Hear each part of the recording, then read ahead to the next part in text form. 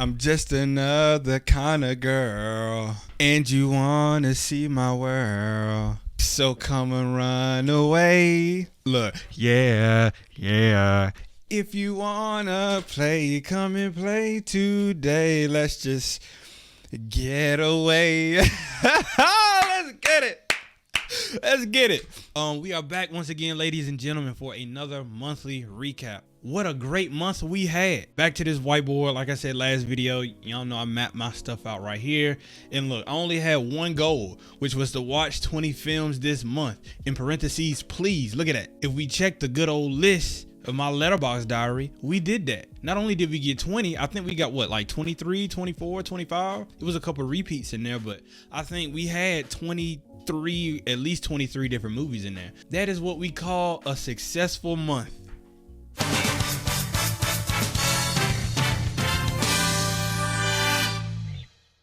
And I don't know how long this video is going to take, so I'm just kind of going to hurry up and get to the shits.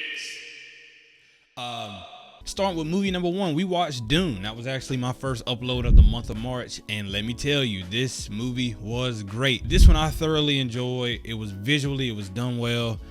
Good performances. A lot of people said this was kind of like a setup for the second one, which we will get to in a second. But I think even standing alone, I understand why people say that, but it was still very, very enjoyable, man. Like visually, it was great. Even a little that little whatever that was, it was fire. We loved it. I'll just cut it short there because, like I said, it could be just like a little bit of a teaser, a little bit of a setup. I gave that movie 4.5 stars, so really good. Really enjoyed that one. Next movie we have is The Holdovers. This was a movie that I heard so much about, and finally got a chance to see it, and I see why. I see what the hype was about. Very good look, very good movie. I gave this 4.5 stars as well. Instantly a Christmas favorite of mine, one of my Christmas favorites. Great performances, like I said, from Giamatti and Da'Vine Joy Randolph, and also Dominic Sessa. He did a good job too. This movie felt like a warm hug on a winter day, a cold winter day by the fireplace. You know, this is like a comfort movie that you could definitely put on. But you had a kid who, you know, had to stay. He was a holdover and he had to stay in school with the teachers and stuff. They just basically had to make the most of it, and it was definitely some ups and downs. It was some lessons learned from not only the kid but the teacher himself. It was like they was button heads, but then kind of underneath the whole time you could kind of see they would come around to one another, and it would be a good deal. So like, I love the authentic 70s feel. It was set in the 70s, just from the fashion, just the way that it looked, the way that it was shot. You know, the soft fades, the transition fades from scene to scene. Sometimes it was really good, man. I love that stuff. It was very authentic feeling. So that was The Holdovers. Next movie we have is Dune Part 2. I said, look, I could wait and do a reaction for this, and I might kick myself later for doing that, but also at the same time, nigga, no, I'm not gonna kick myself for doing that. I'm glad I watched this in theaters. This movie, by far, one of the best, if not the best, visual experiences I have had in my damn life. This is up there with like seeing your first pair of boobs. That's how visually amazing this was. This was like a visual achievement in cinematic history, bro. Like, it was great. I seen it in IMAX, and it was just like, yo, when people say go see this on the biggest screen possible, it's like, that's true, because this shit was amazing. It kind of picked up immediately after part one. We learned a whole lot more. A couple of themes in this movie. Was real big on religion. I know a lot of people talked about that, but it was huge on religion, leadership. Freeman was looking at this guy like, yo, you are the Muad'Dib now. Like, you're gonna lead us. Some people had their doubts, but for the most part, they believed in him, and it was kind of basically up to him and his mom. What's her name? Jess. It was up to him and his mom to kind of lead these people, and they was drinking that blue water. I ain't gonna try and spoil nothing, but they was drinking the water of life and all of that stuff, and it just got crazy. But you had to harken him back. You had Austin Butler and his character who did a crazy job. You know what I'm saying? Did a really good job of freaking me out and making me feel uncomfortable or whatnot. But like I said, bro, it was a great movie. Denis Villeneuve is real big on visuals. You know, he said he doesn't really remember certain movies for the dialogue. It was kind of more for the visual aspect of it, and this movie was no different. This movie did a very good job of putting dialogue in where it was needed, because you was seeing all of this huge stuff, like the scaling and everything was great, and then you would get, you know, the talking points at the right moment. So it was a good balance of just visual stuff and dialogue stuff. At least in my opinion, he did a stand-up job on that. Up next, we have Asteroid City. This is one of the movies where it was late one night and I said, I ain't got nothing to watch. Let me just find something to watch. And I put Asteroid City on. I gave this movie 2 stars, dog. And honestly, that was like an hour and a half or 2 hours of my life that I can't get back. But this movie was just not it for me, which was shocking because when I looked at the cast is, it stars. This is arguably the most star-studded cast I've ever seen. You had Margot Robbie, you had Adrian Brody, you had Steve Carell, you had Maya Hawke, Scarlett Johansson, Tom Hanks, Jeffrey Wright. You had Flash from Spider-Man. Easily one of the most star-studded casts I've ever seen in my life. And just for the movie, it was just kind of like a nah. Kind of felt like Nope a little bit. Jordan Peele's Nope, where it was like, you know, they're in Asteroid City and you got this little alien coming down from this saucer and taking this asteroid. It was, I don't know.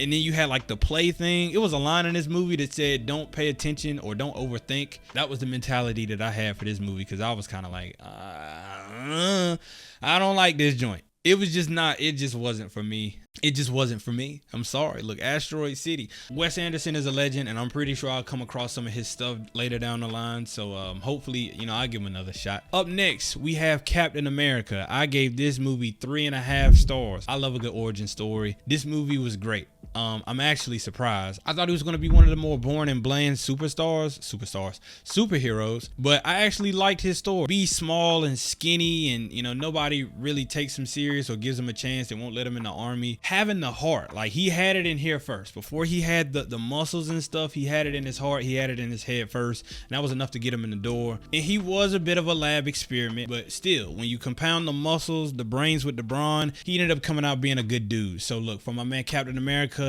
thoroughly enjoyed this one. And look, he took a long ass nap and he woke up and he was in a completely different situation, and I guess we'll get to that a little bit later on. Up next, we have Poor Things. I gave this movie 4.5 stars. Another, you know, Oscar nominated film, Best Picture nominated film. It actually did pretty well at the Oscars. It won some technical categories, and then Emma Stone took home Best Actress. And let me tell you, for this movie, she was definitely the driving force. She drove the whole movie. She was the engine that kept this whole thing going. She did a great job. The cinematography, the color palette, just the way everything looked was great. I do kind of think it was a little bit over the top with kind of just all the edits and the zoom ins and stuff like that, but given the movie, it had to look this way for you to get the full effect, full wang danga of this whole film. But overall, look, I don't have a bad thing to say about it. It was just fucking amazing. You kind of get the story of like a woman with a baby's brain, and she kind of has to rewire and relearn everything. Just as the movie goes, she just learns and learns and learns, and she has all of these different experiences, all of these different relationships that she's thrown into.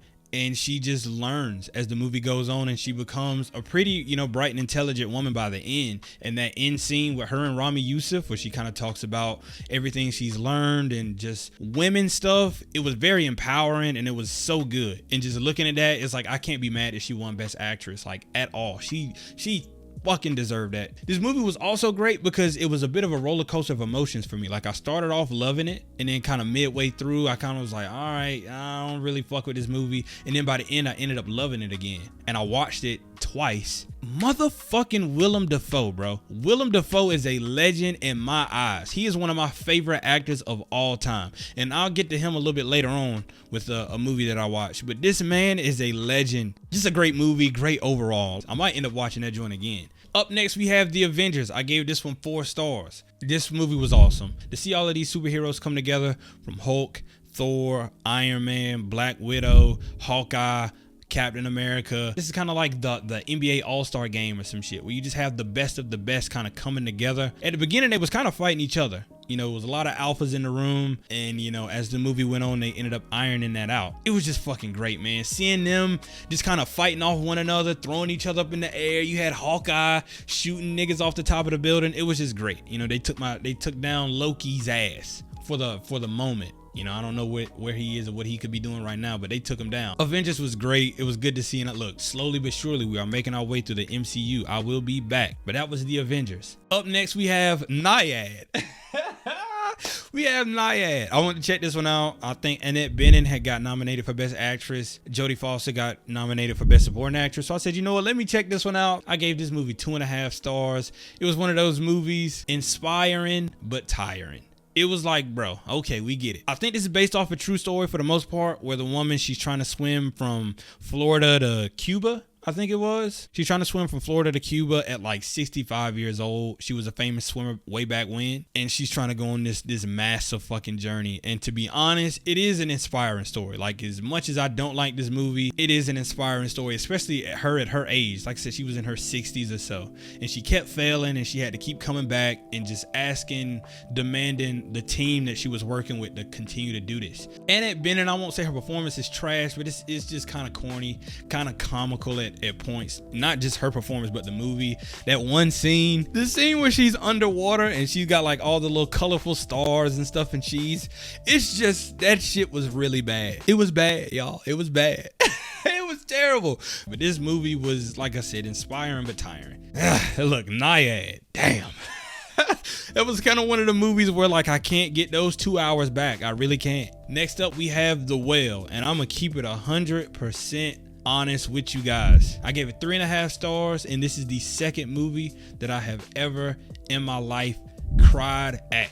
Brandon Fraser, I know he won the award for best actor for this, and that was kind of one of the things that I wanted to see, and I can clearly see why. You know, just a role like this, performances were really, really good, and this movie was just, it tackled a lot. You know, when you talk about like self-identity and kind of just being disgusted with yourself and feeling restricted, I feel like this movie did a really good job at just kind of showing restriction. Like, we did not leave this guy's house this whole movie. You know, he was kind of in his house, in his body, just in his space this whole time. But he's trying to, you know, fight for his daughter, build his relationship with his daughter back up. His health is not looking good. He's on the verge of dying, and it's just sad when you look at it. It's just like a repetitive cycle. And let me tell you, this movie kind of caught me at the wrong time. Like, I'm obviously not going through what he's going through, but I've had a bit of a rough month, just to be transparent a little bit. And just watching this movie, I kind of, look, it was like a Misery Loves Company situation where I just kind of felt down with him. I just cried, like I said, at that last scene. And it's very interesting, that last scene. And he's getting up and walk. I'm just like crying, you know what I'm saying? Because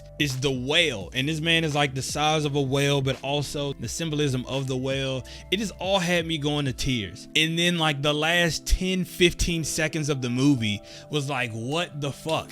Like, I guess we knew what was going to happen to him in terms of his health, but the fact that it ended that way was just kind of a bit of a letdown. But I dropped tears to this movie, bro. Like, that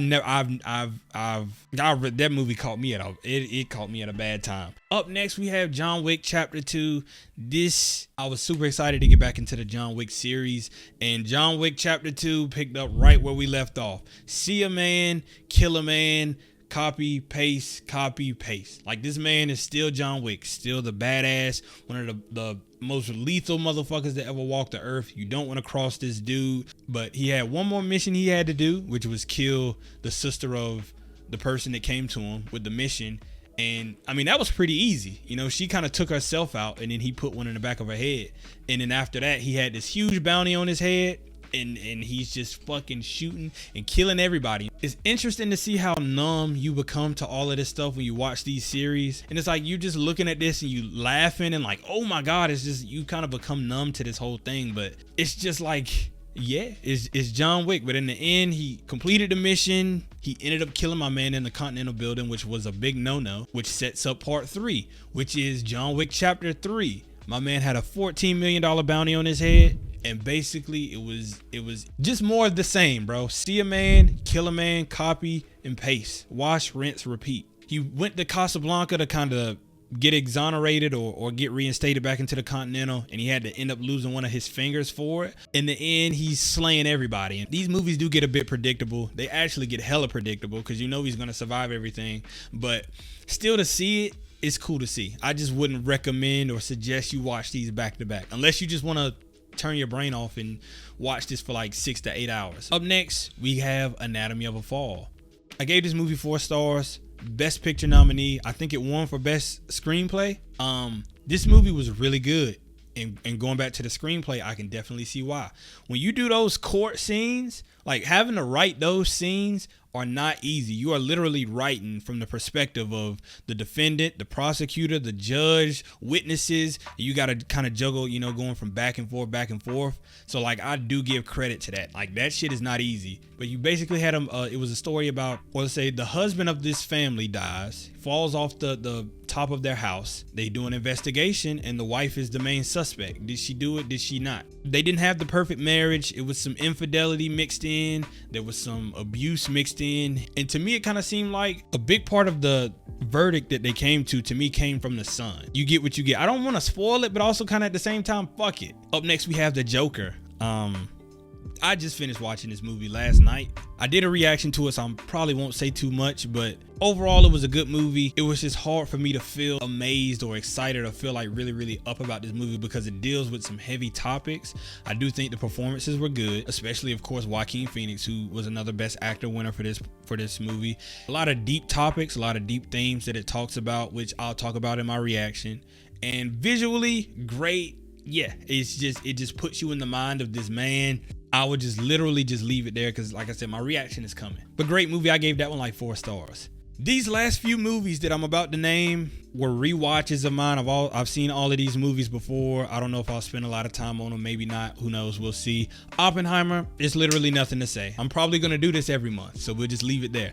Saltburn, the mind fuck for me, that is Saltburn. And watching it back, it was still as wild. You know, it wasn't as shocking because I knew what was coming, but I think I even liked this movie a little bit more after watching it again. I will say that cinematography, great. Performances, really good, thoroughly enjoyed them. The meanings when it comes to like classism and certain stuff like that, and I definitely paid attention to that a little bit more. I watched this one, I wasn't as grossed out, but it's still wild. I'm glad I have that experience on camera just because I can always go back and look at how I was looking at that, but it was still crazy. Saltburn, that's one that I just feel like it will definitely be ingrained in my mind for a long time. We have Ratatouille, ladies and gentlemen. This is a 10-star movie. I gave this movie 10 stars. I don't give a fuck. This is my favorite movie of all time. When you think about the themes and the symbolisms of this movie, I don't know how deep I want to go into this, but this movie is it's my favorite movie of all time. It's by far the best Pixar movie. It's the best movie, animated, live action. It's the best movie of all time. It really is. You have my man Remy the Rat, who is a literal rat, and he at the end of the movie, spoiler alert, gets his own fucking restaurant. And from that point to that point, everything in between, it's just gold. It's golden. It's so fucking good, guys. This movie, it's just so fucking good. It's so good. I feel like one of these days I might really do a deep dive on this movie and as to why I love it so much. It's just fucking great. Anton Ego, him being transported back to his childhood after eating that food. You know, as a surface level, it's cool, it's cute to see you being a kid. You know, that's kind of what you look at it as. But just as an adult, if you put your adult lenses on and watch this movie, you're like, holy fucking shit, this movie's perfect. It's flawless. It's legit flawless. Ratatouille, my favorite movie of all time. If y'all have ever been wondering, that's what it is. Up next, we have the Sam Raimi Spider-Man trilogy. I don't want to spend too much time on this. Spider-Man is my favorite superhero of all time. Going back and watching these movies, there definitely is some corniness sprinkled and peppered throughout all 3 of these films, and sometimes it does go overboard and it's just like downright cringe, but fuck it, it's still legendary, it's still nostalgic, it's still great. Back to Willem Dafoe, this man is a fucking legend.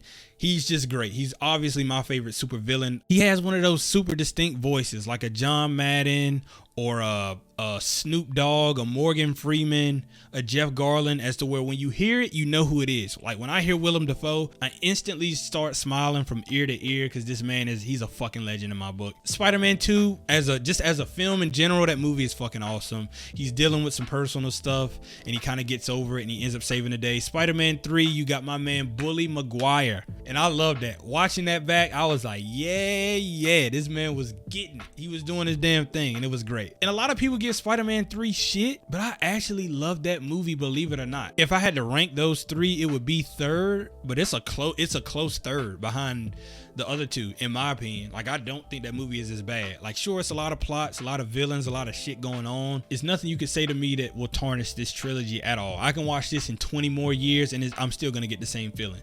So yeah, on to the next couple of movies that I watched, which is still Spider-Man, The Amazing Spider-Man and The Amazing Spider-Man 2. my man Andrew Garfield.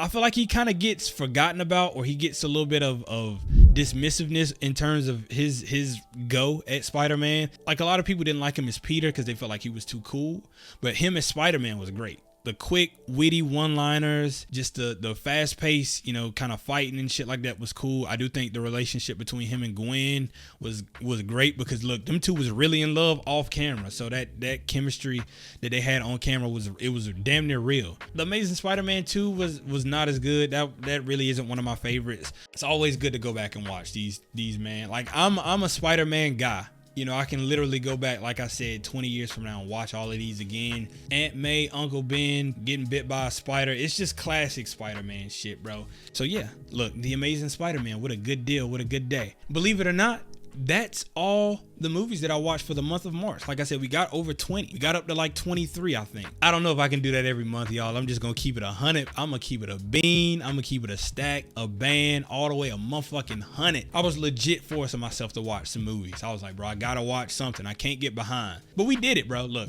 Pat on the back. Pat your boy on the back. I didn't land a kickflip. I'm gonna land a kickflip next month. That's something that y'all can hold me accountable to. And I'm at least gonna start American Prometheus, because I do want to finish that book. That's gonna do it for me for the month of March. If you made it this far in this video, listen to me ramble and review these movies, thank you. And thank you guys as always for watching, all the support. If you drop in, leave a like, leave a comment, all of that stuff, it means a lot. Like, you guys make my day with all of the support that I get from you guys, and I can't say thank you enough.